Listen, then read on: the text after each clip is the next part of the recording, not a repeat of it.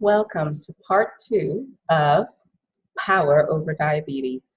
In part 1, we discussed what is diabetes, and we also talked about different factors that contribute to the diabetic process.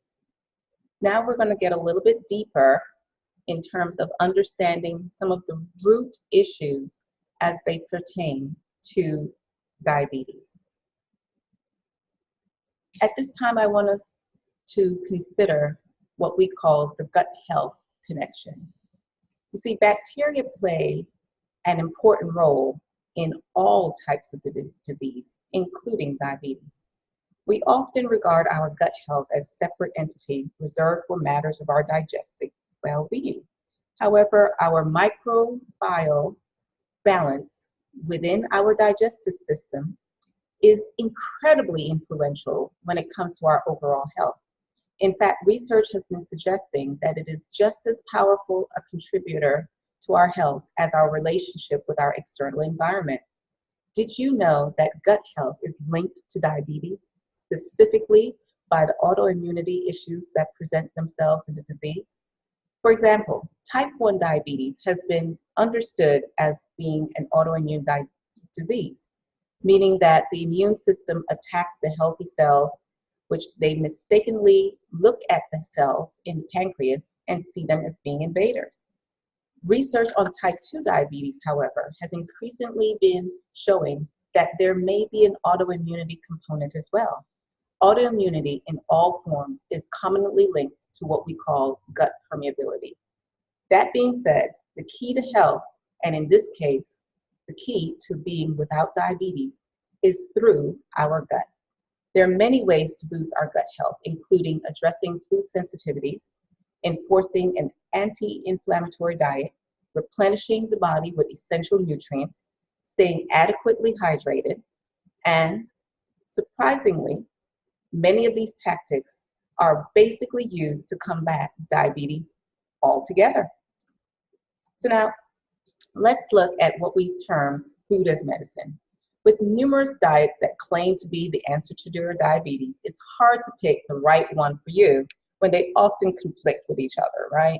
Now, one thing that we can all agree on is that the terms that are necessary for navigating diabetes and diet include understanding what is glycemic index, and this is a scale that is used to measure your body's insulin response from a particular food, as well as looking at glycemic load, GL, and this is the amount of food eaten that will raise your insulin. Now, insulin is one of the only hormones that we have the power to control, and it begins with our fork. Things to pay attention to are food timing. How frequently are you eating, and what is the size of your meals? Also, to look at inflammatory foods, such as processed foods or fast foods, and then to consider food sensitivities, and also formal food allergies, because this can cause an immune and inflammatory response. Next, we're going to be discussing more specifics on recommended diabetes diet and how it can best serve you. First, let's take a minute to consider the power of plants by looking at a video. As a person who is registered for this particular presentation, you will also receive a link to the video that we are referring to, which talks about the common misperceptions that people have with regards to plant-based diets. And that when we're talking about plant-based diets, we are not talking about carbohydrate-heavy diets. That is not suited for someone with diabetes. Instead, what we're referring to is the fact that research has been proving the plentiful benefits associated with switching to a plant-based diet that decreases saturated fat intake, increases fiber, increases your vitamin and mineral absorption with less exposure to nitrates and sodium. Considerably less inflammation is occurring in these types of diets. There are lower cholesterol levels, and more controlled blood glucose levels.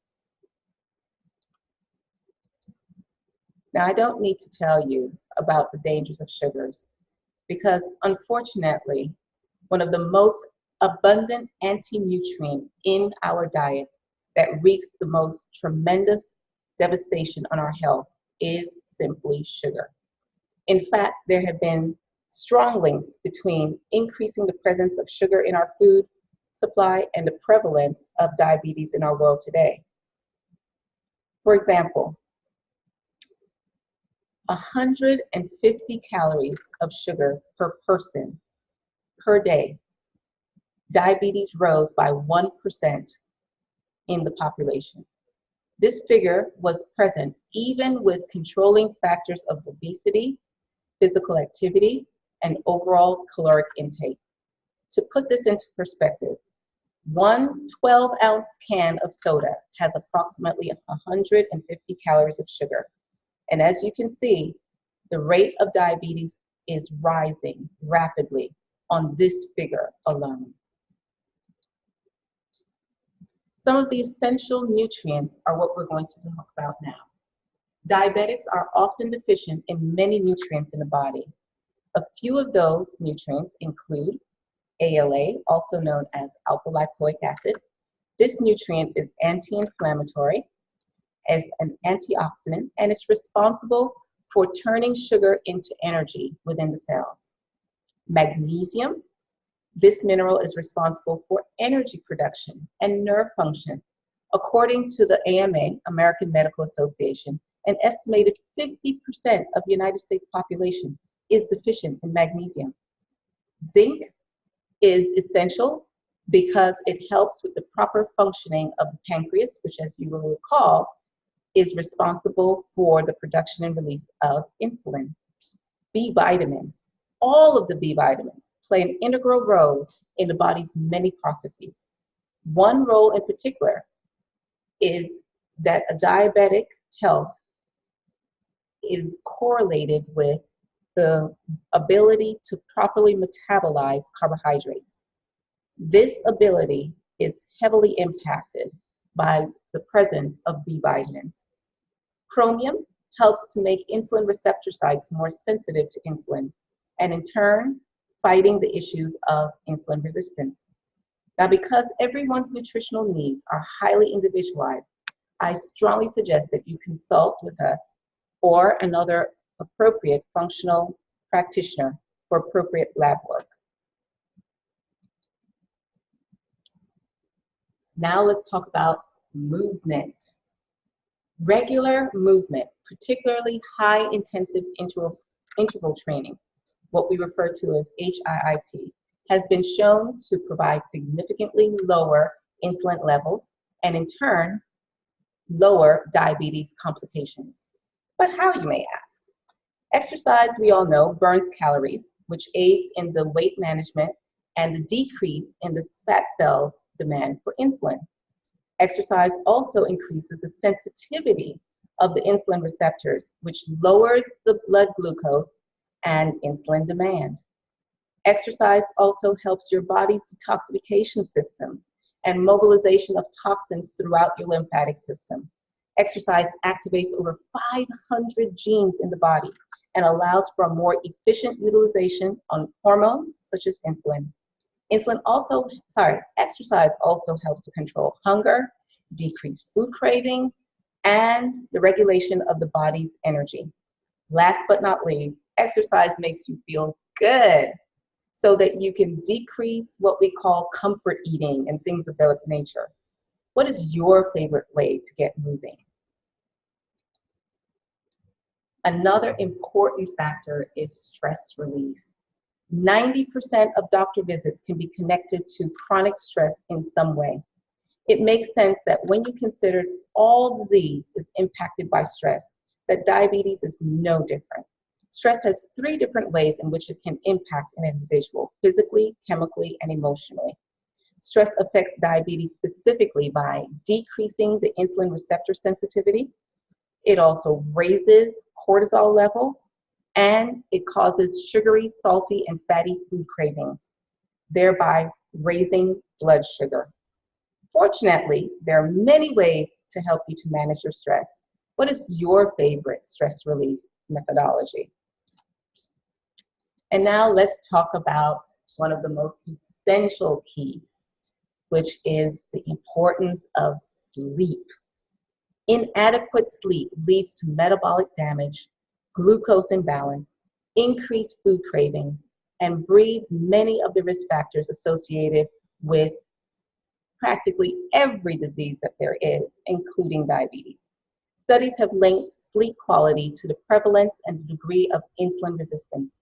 The results prioritize at least 7 to 9 hours of high quality sleep in order to reduce cellular inflammation and insulin dysfunction. So now let's brainstorm on what are some other strategies that you can use to overcome diabetes.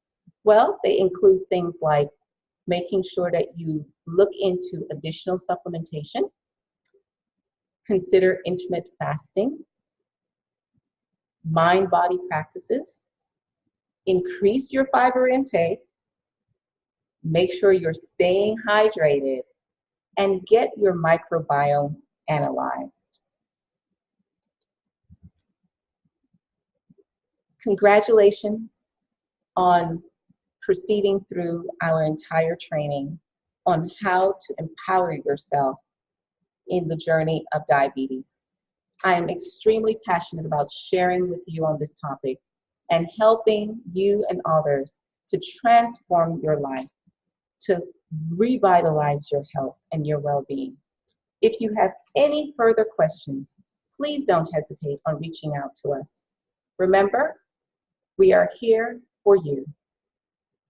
Make sure that if you did not previously register for this particular presentation, that you do so in order to receive links to the various resources used in this presentation, as well as the video that we refer to pertaining to plant-based diets.